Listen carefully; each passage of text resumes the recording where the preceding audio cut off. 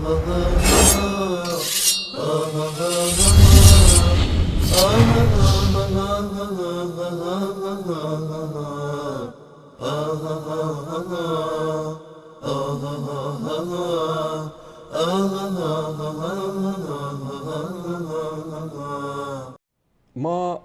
تقریبا فکر کنم یک ماهی میشه که در مورد عبدالله ابن سبا صحبت کرده بودیم. کلیپ از قزوینی پخش کردیم از رئیس دروغگویان حوزه علمی قم، شیخ مفید زمان، شیخ مضر زمان میبخشید. و اگر در علم رجال هم 2 تا باشه یکیش ایشون است. من تا بدبختیشون این بوده که از کلاس اول ابتدایی این ریاضی رو نمیفهمیده، از 1000 تا 1100 نمیتونه، از 700 تا 800 یک شماره نمیتونه انتخاب بکنه دیگه. این برمیگرده به خاطر این کودن بودنش که آخوند جماعت باید اینطوری باشن. اگر انسان عاقل که نمیره آخوند بشه، و اگر انسان عاقل اشتباهاً هم آخوند بشه آخر برمیگرده، مثل آیت الله شریعت سنگلجی، آیت الله سید ابوالفضل برقی، مثل آیت الله خوئینی. اینا آیات اعظامی بودن که چون عقل داشتن برگشتن. منتها اینا که هنوزم آخوند موندن و آخوند از دنیا میرن، اینا از شقی‌ترین، بدبخت‌ترین، کودن‌ترین انسان‌ها در جامعه میره آخوند میشه. چون اگر ذره عقل در وجودش باشه کسی نمیره آخوند بشه. من این آخوند رو کلیپ رو ازش پخش کرده بودم، حالا جا داره دوباره این کلیپ رو ببینیم. دوستان عزیز این کلیپ رو ببینیم که این و حتی بالاترین مقام سیاسیشون میاد یک حرفهایی را که وهابی ها مدت هاست مطرح میکنن، حرف بی اساس، بی ربط، دروغ، افترا، که بنیانگذار شیعه عبدالله سبا بوده. اینها رو برمیدارن در رسانه هاشون مطرح میکنن. البته عزیزان شیعه ما پاسخهای کوبنده و مفتضح کننده به این آقا دادند که این حرفهای نادرست خلاصه جایش در یک کشوری که بخش اعظم آن چه اهل سنت باشد چه شیعه باشد این عقیده را ندارد. این حرف، این وهابیت پلید هست که اینها دارن مطرح میکنن. بله، این عبدالله ابن سبا، استغفر الله، خدا نکنه که در مؤسس دین تشیع عبدالله ابن سبا یهودی باشه. یعنی رئیس مذهب آیت الله قزوینی عبدالله ابن سبا یهودی که نیست. این وهابیت، من بارها گفتم این وهابی عجب انسان‌هایی هستن. یعنی رفتن با زیرکی تمام در بین لابلای کتاب‌های اینها مطالبی رو، حتی قبل از محمد ابن عبدالوهاب، رفتن مطالبی رو جابجا کردن که این بدبخت‌ها اصلا متوجه نشدن. یعنی کلینی یک روز خوابش برده بوده، رفتن در داخل کتاب کلینی مطالبی نوشتن. بعد این بیچاره که بیدار شده اینقدر عقل که نداشته که متوجه بشه که اینو وهابی نوشته، همینطوری به خورد مردم داده به عنوان حدیث شیعه. مولا باقر مجلسی هم که حشیش میزده با پدرش یک جا که مست میشده، دیگه متوجه نبوده که یک وهابی از در و پنجره میریختن این جونورا. بعد هر چی بوده تو این بهارالانوار این نوشتن. استغفر الله، مگه مولا باقر مجلسی خبر داره از این چیزا؟ این هم که دیگه نشه حشیش میپریده از سرش، اصلا متوجه نمیشده که اینو وهابی نوشتن، همینطوری به عنوان حدیث. هاکذا کشی و نمیدونم فلان و الان همه اینا همینطوری وقتی خوابشون میبرده یا مست میشدن، این وهابیت پلید میومده یک چیزی رو اضافه میکرده در کتاب‌های اینا. یکی از این مطالبی که اضافه کرده وهابیت عبدالله ابن سبا یهودی است، آنچه که ایشون گفته. ما اومدیم این کلیپو پخش کردیم تو برنامه و مدارکمون رو نشون دادیم از کتابای خود اینها. یکی از بینندگان فهیم شبکه به نام امیر از زاهدان زنگ میزنه و یک حالی میگیره از این قزوینی. این کلیپ رو ببینیم. سلام عرض میکنم خدمت آیت الله قزوینی. بله، سوال من بود که ایشان فرمودن که در کتابهای شیعه حتی در رجال کشی و در دیگر کتابها نیامده که عبدالله ابن سبا کسی بود که امامت علی رضی الله عنه را، حضرت علی رضی الله عنه را اولین کسی بود که پیگذاری کرد. خب اما اینجا یک روایتی است که بدست من کتابی است، الان من حضرت شمیگم میگه در کتاب رجال کشی که از معتبرترین کتب اسماء رجال شیعه است، راجع به عبدالله ابن سبا چنین بیان شده است. خب الان تحقیقش است. میگه او اولین کسی بود که آهنگ واجب بودن امامت علی رضی الله عنه را علنی ساخت و از دشمنان و بیزاری از کجا نقل میکنید این و رو؟ مخالفان او را کافر دانست.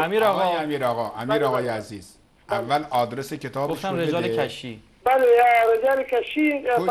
کجای رجال کشی هست عزیز؟ صفحه چند آقا؟ نوشته صفحه 71. نه عزیز من، اینا همه دروغه پسر خوب. امیر آقا الان شما خود اون کتاب رو دارید؟ بله بینندگان عزیز، میگه پسر خوب اینا همه دروغه. ایشون گفت که در رجال کشی اومده که عبدالله ابن سبا اولین کسی بود که قضیه امامت و این چیزا رو مطرح کرد. میگه نه پسر خوب، همه اینا دروغه. باور کنید من در طول زندگی بی حیاتر از این آخوند ندیدم. آخوند زیاد دیدیم، یعنی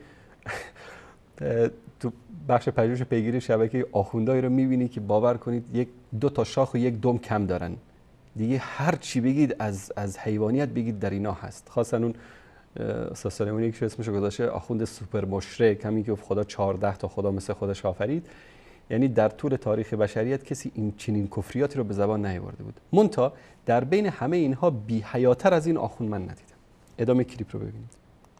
بله من کتاب در دست منه. خب بفرمایید کدام صفحه ما همینجا نشان بدیم برای مردم.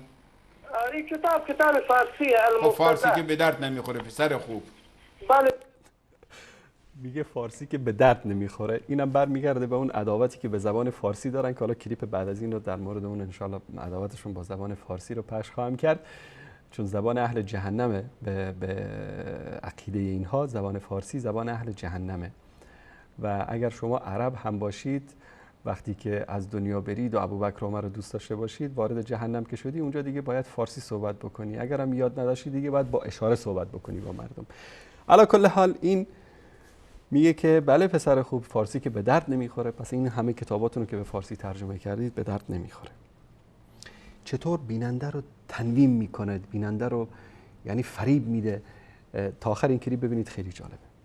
المرتضی مؤلفش سید ابوالحسن علی ندوی رحمه الله است. نه اینها دروغ محض است. من دارم عرض کردم اینها دروغ محض.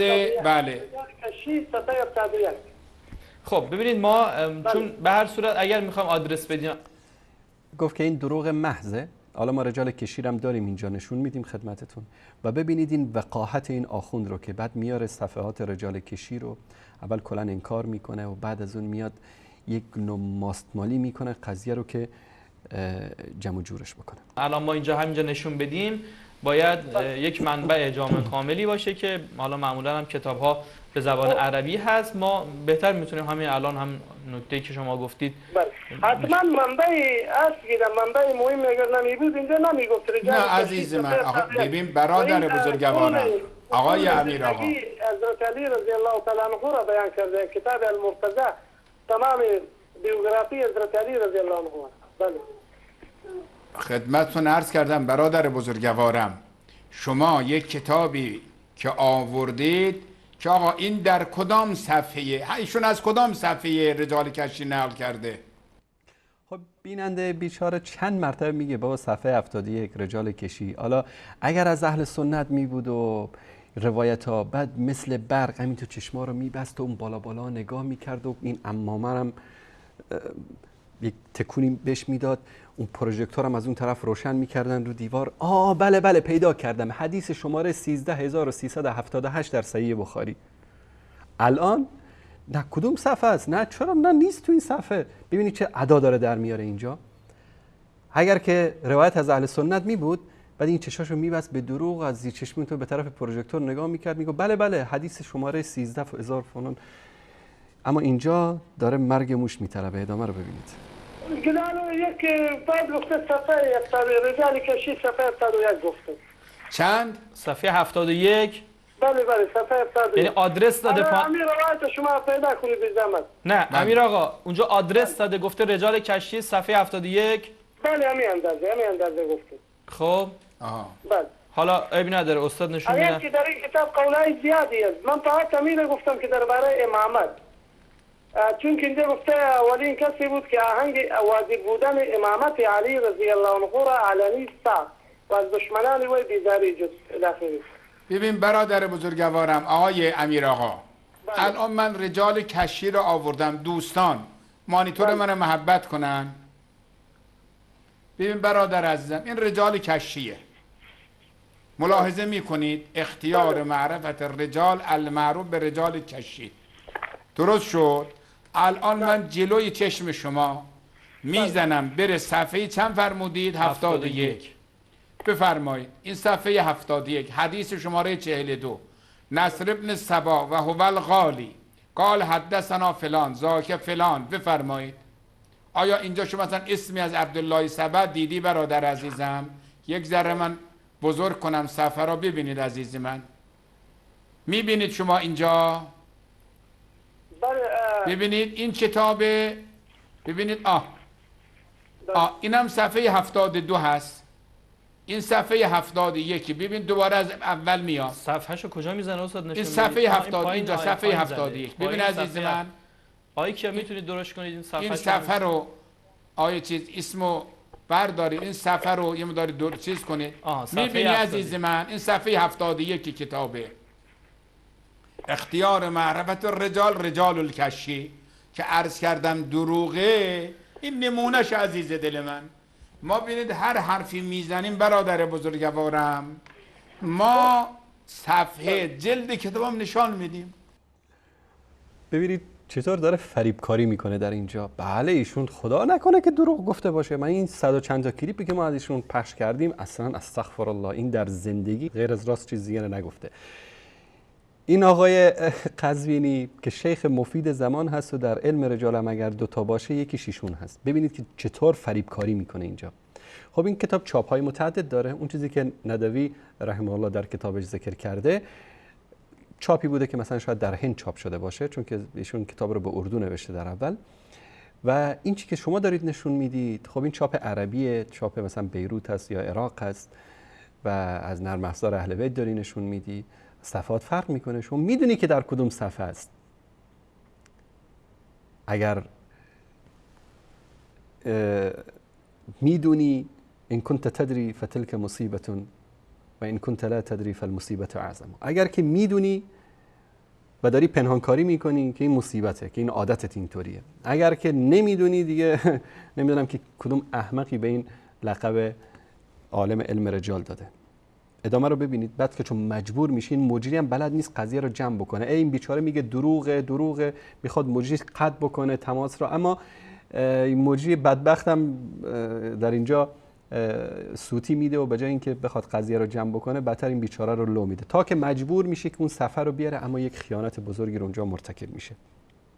خب این آقا میگه 71 این که چیز بوده. غلوایی دیالی که عبدالله ابن سبا یهودی کرده در حق امام علی رضی الله تعالی عنه زیاد هستن در همین کتاب هم خیلی زیاد. ما که گفتیم عزیز من عبدالله سبا در حق امیرالمؤمنین آقای امیر آقای عزیز در او آمده که شما اینطوری گفتید، شما گفتید که در اون کتاب آمده نبوت و حتی خدا بودن حضرت علی، الوهیت خدا حضرت علی را که بیان کردن. بله. و غلو کرد او که اینجا هست لما بعد امامت. اینجا من امیر را گفتم که آمده که آهنگ واجب بودن امامت علی رضی الله عنه را من خواستم این را بگم که اینجا آمده. الان منم این روایت را در رجال بچی و منم حقیقتا ندیدم و که امامت علی امیر آقا یه کمی آرومتر امیر آقا یه خود آرومتر تونتون صحبت میکنید، ما متوجه نمیشیم شما چی میفرمایید.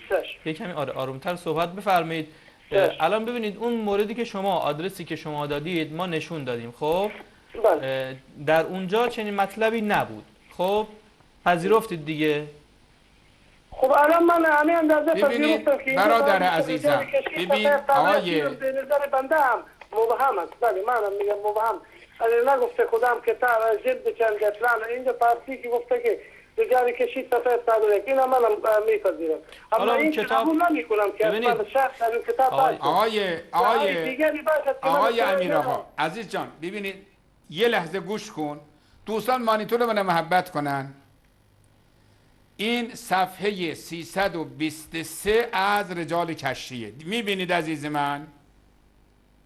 دیدی صفحه 323 را؟ بله. آها این صفحه 323. حدیث شماره 170. ببینید ان عبدالله ابن سبا کان یدعی النبوة. عبدالله سبا نسبت به امیرالمؤمنین ادعای نبوت کرد. حرف این بیننده این نبود. حرف این بیننده از اول اگر متوجه شده باشه این بود که عبدالله ابن سبا یهودی اولین کسی بود که قضیه امامت رو مطرح کرد، امامت حضرت علی رو. اصلا کلا عقیده امامت رو اولین کسی که مطرح کرد عبدالله ابن سبا یهودی بود و در رجال کشی، در بحال رنوار، در بقیه کتاباشون اومده، در کتاب قمی و من حالا مدارکشو نشون میدم. اینجا این به جایی که برس رو اصل مطلب، در اینجا ببینید چه فریب کاری میکنه، بیننده رو داره اینجا فریب میده، اصل مطلب رو بیان نمیکنه. ادامه رو ببینید. و یزعم ان امیر المؤمنین علیه السلام نستجیر بالله هو الله تعالی عن ذلک. اصلا علی خداست، اصلا ادعای امامت نمیکنه. اول ادعای نبوت میکنه، بعد میگه امیر المؤمنین خدا بوده.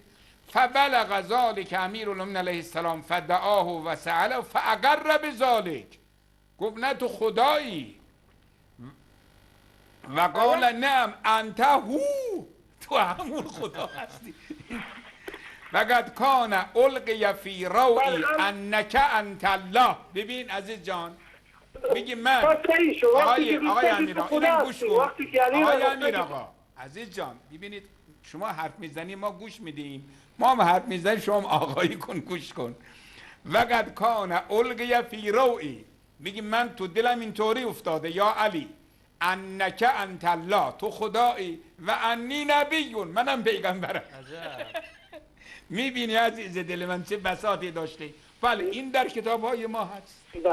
بعد امیر المؤمنین گفت توبه کن، فابا، توبه نکرد.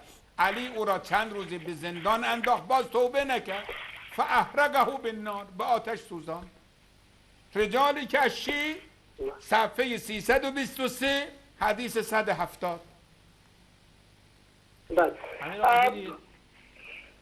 باشه من تحقیق میکنم انشالله اون را مثلا بعد انشالله. عزیز دل من کتاب رجال کشی رو آوردم نشان دادم به چیزی که ما شنیدیم، چیزی که هست که میگن که امامت را هم بله پیگذاری کرد، جای دیگری هست.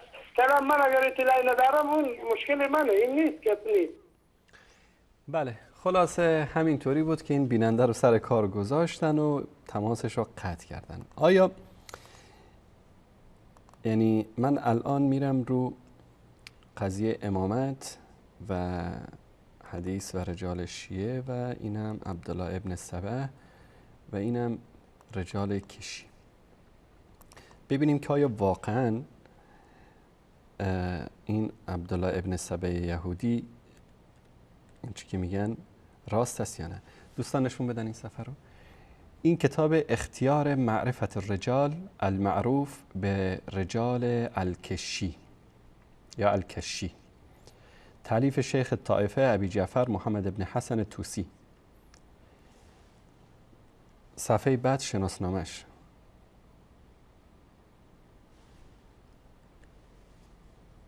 اینم که از شناسنامش در کتابخانه ملی ایران. دوستان اگر که میخوان یادداشت بکنن، تالیف توسی، تحقیق جواد اصفهانی، موضوعش هم علم رجال، مؤسسه نشر اسلامی، عدد صفحات 684، چاپ اول، تاریخش هم 1427، مؤسسه نشر اسلامی، الطابع لجماعة المدرسین به قم المشرفه، از خود قمشون در اونجا چاپ شده. تشکر احمد جان. صفحه 101 شخصیت 47 حدیث یا روایت 170. اگر یادتون باشه قزوینی در اونجا گفت که حدیث 170، حدیث همون حدیث 170 مون تا اینجا در صفحه 101 هست، چون که اون چاپی که مثلا علامه ندوی ازش نقل کرده در اونجا چاپ صفحه 71 بوده، اینجا صفحه 101 هست. چاپ ها فرق میکنه، حجم خط، حجم صفحه. در صفحه 101 شخصیت 47 عبدالله ابن سبا این حدیث اول. صفحه 102 روایت های دیگری در اثبات وجود شخصیت عبدالله ابن سبا و این روایت رو تا اینو خوند. این روایت رو خوند اینجا که ان عبدالله ابن سبا کان ادعی النبوه، عبدالله ابن سبا ادعای نبوت میکرد و یزعم ان الامیر المؤمنین او الله، ادعا میکرد امیر المؤمنین الله تعالی است، تعالی ان ذلك علوا کبیر، الله سبحانه و تعالی پاک است چیزی که ادعا میکرد. فبلغ ذلك امیر المؤمنین فدعاه و سأله، امیر المؤمنین بهش اطلاع دادن، ایشون رو صدا کرد و از او پرسید. فاقر بذلك، اقرار کرد و قال نعم انت هو، بله تو همونی.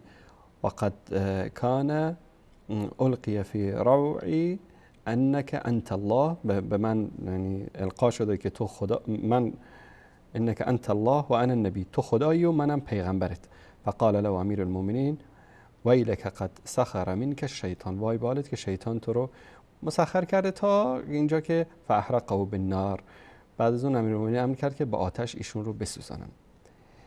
بعد همینطوری روایت های پشت سر هم در مورد این شخص میاد تا میرسه به صفحه 103 قبل از شخصیت 48. استناد این برادر عزیزمون امیر آقا از زاهدان به این مسئله بود.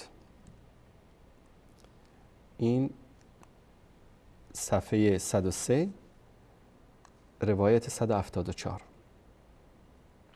در اینجا و ذکر بعضی ذکر کردن ان عبدالله ابن سبا کان یهودیا، عبدالله ابن سبا یهودی بود. فاسلم و والا علیا، ایمان آورد، مسلمان شد و از جمله به اصطلاح شیعیان علی شد. فوالا علیا و کان یقول و هو علی یهودیته، وقتی که یهودی بود چی میگفت؟ فی یوشع ابن نون وصی موسی بالغلو، بعد زمانی که یهودی بود در مورد یوشع ابن نون که وصی موسی بودم غلو میکرد و میگفت که ایشون امام است.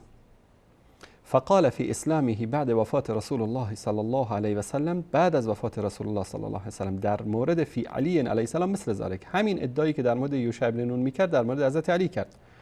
و کان اول من شهر بالقول بفرض امامت علی و اظهر البراءة من اعدائه، اولین کسی بود که به اصطلاح اعلان کرد قولش رو در مورد فرضیت امامت، که امامت فرض است. امامت کی؟ امامت علی. و اظهر البراءة من اعدائه، و اعلان براءت کرد از دشمنان علی. و کاشف مخالفیه و کفرهم، و مخالفین او را آشکار کرد و اونها رو تکفیر کرد. فمنها هنا، از همین جاست، قال من خالف الشیعه، که مخالفین شیعه میگویند اصل تشیع و رفض مأخوذ من الیهودیه، که اصل تشیع و رافضگری از دین یهودیت گرفته شده. اگر قزوینی و دار و دستش تو شبکه ولایت یک جو مردانگی دارن، اینو نشون بدن که در رجال کشی هست یا نیست. چرا میره اون حدیث 170ش رو بیان میکنه و با آب و تاب و بیننده رو فریب میده؟ این رو بیان بکنید که جنبندی آخر شیخ توسیتون، شیخ طایفتون چیه. اینو وهابیه ننوشتن این کتابو، اینو خود علمای خودتون نوشتن. ثانیاً برادر عزیزمون از زاهدان ذکر کردن که در کتاب‌های دیگه هم اومده دقیقاً همین حرف در کتاب بهارالانوار نشون بدید. این بهارالانوار، اینم در این کتاب بهارالانوار که مؤسسه الوفا در بیروت لبنان چاپ کرده، در جلد 25 صفحه 286 همین حکایت عبدالله ابن سبا و همین مطلبی که در اینجا ذکر شده در اینجا اومده، که اونجا حتی روایت هم دارن که اهل بیت این شخص رو لعن میکردن، این عبدالله ابن سبعی یهودی. تشکر میکنم. در نوبختی، فرق شیعه حسن ابن موسی نوبختی، مشهورات رضا، اینو چاپ کرده در بیروت لبنان. اینجا کلا در مورد فرقه سبعیه صحبت میکنه دقیقا همینجا میگه که عبدالله ابن سبا کان یهودیان، در صفحه 57 میگه عبدالله ابن سبا یهودی بود، اسلام آورد و وال علیان و کان یقول و هو علی یهودیتی فی یوشع ابن نون بعد موسی به حد المقال. در مورد امامت همون حرفی که در مورد یوشع ابن نون میگه در مورد حضرت علی هم گفت فقال فی اسلامی بعد وفات النبی فی علی علیه السلام در مثل هذا و هو اول من شهر القول به فرض امامت علی علیه السلام. اولین کسی که مسئله امامت فرض بودن امامت علی رو مطرح کرد ایشون بود. و اظهر البراءت من اعدایی، اعلان براءت کرد از دشمنان و کاشف مخالفیه و مخالفینش آشکار. فمن هناك قال من مخالف الشیعه ان اصل الرفض ماخوذ من الیهودیه. از همینجاست که مخالفین شیعه میگن که اصل رافضه‌گری از یهودیت گرفته شده. این رو هم این وهابی‌ها رفتن تو کتاب آقای طوسی نوبختی میبخشید نوشتن. آقای قمی هم یک کتابی داره که فرق شیعه است از سعد بن عبدالله قمی و حسن بن موسی نوبختی که اینا در سال 300 هجری میزیستن در قرن سوم. در همین کتاب هم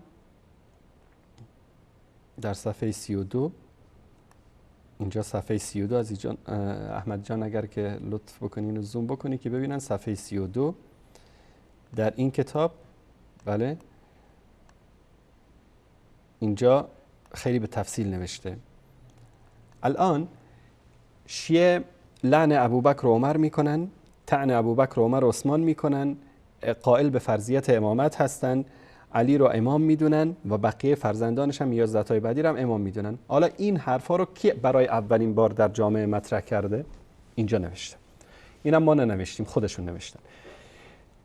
فرقه اومدن گفتن که علی نمرده و این طبعا این فرقه این ادعاش رو در زمان حضرت علی و بعد از علی خیلی بسط دادن این افکار رو که از این جمله فرقه سبعیه است، اصحاب عبدالله ابن سبا و کان ادهر الطعن علی ابی بکر و عمر و عثمان. این عبدالله ابن سبا که ظاهر کرد طعن بر ابی بکر و عمر و عثمان و صحابه و دیگر صحابه و تبرع منهم، از اونها اعلان براءت کرد. قال ان علی علیه السلام امر بذلك، گفت که علی به ایشون امر کرده این کارو. فاخذه علی فسأله عن قوله هذا فاقر به، حضرت علی هم ایشونو خواست اقرار کرد پیش حضرت علی که بله این کارو کرده. فامر به قتلی، امر کرد که قتلش بکشنش. فصاح الناس الی یا امیر المؤمنین. یعنی شما تصور بکنید حکم طعن و لعن وارد کردن به صحابه در زمان حضرت علی چی بوده؟ قتل. حضرت علی هر کسی که طعن وارد میکرده در ابوبکر و عمر و عثمان رو گردنشو میزده. این دلیل از کتاب خودشون. بعد از اون حضرت علی رو تبعیدش کرد، بعد از اینکه مردم اومدن گفتن نکشش. بعد چی میگه؟ و حکا جماعت من اهل العلم من اصحاب علی علیه السلام، یک تعداد از اهل علم از اصحاب علی، وهابی نه، اصحاب علی از اهل علم چی گفتن؟ ان عبدالله ابن سبا کان یهودیاً، عبدالله ابن سبا یهودی بود، فاسلم و وال علیاً، اسلام آورد و ولایت علی رو قبول کرد. و کان یقول و هو علی یهودیتی فی یوشع ابن نون بعد موسی علیه السلام بعد المقال. زمانی که یهودی بود در مورد یوشع ابن نون همین حرف امامت رو میزد. فقال فی اسلامه بعد وفات النبی صلی الله علیه و سلم فی علی علیه السلام به مثل ذلك، بعد از وفات النبی صلی الله علیه و آله و سلم هم در مورد حضرت علی همین حرف رو زد. و هو اول من شهد القول به فرض امامت علی علیه السلام، او اولین کسی است که شهادت داد به فرضیت امامت علی علیه السلام و اظهر البراءة من اعدائه، و اعلان براءت کرد از دشمنان حضرت علی و طعن و لعن به خلفای راشدین و به صحابه و کاشف المخالفی و یکفرهم، مخالفین اونا رو آشکار کرد و اونا رو تکفیر کرد. یعنی اولین تکفیری در دین اسلام همین عبدالله ابن سبا یهودی مؤسس مذهب شیعه اثناعشری. فمنها هنا، از همین جاست که قال من خالف الشیعه، مخالفین شیعه میگویند که ان اصل الرفض مأخوذ من الیهودیه، که اصل رافضه‌گری از دین یهودیت گرفته شده. و بعد از اینم مفصل داستان عبدالله ابن سبا یهودی و حرفایی که میزده وجود داره. دیدید که این آخوند بی شرم بی حیا چطور این بیننده رو سر کار گذاشت و فرار کرد، طوری هم فرار کرد که دیگه کسی متوجه نشه. بله، کی گفته که این حرفا در کتاب‌های اینا وجود داره؟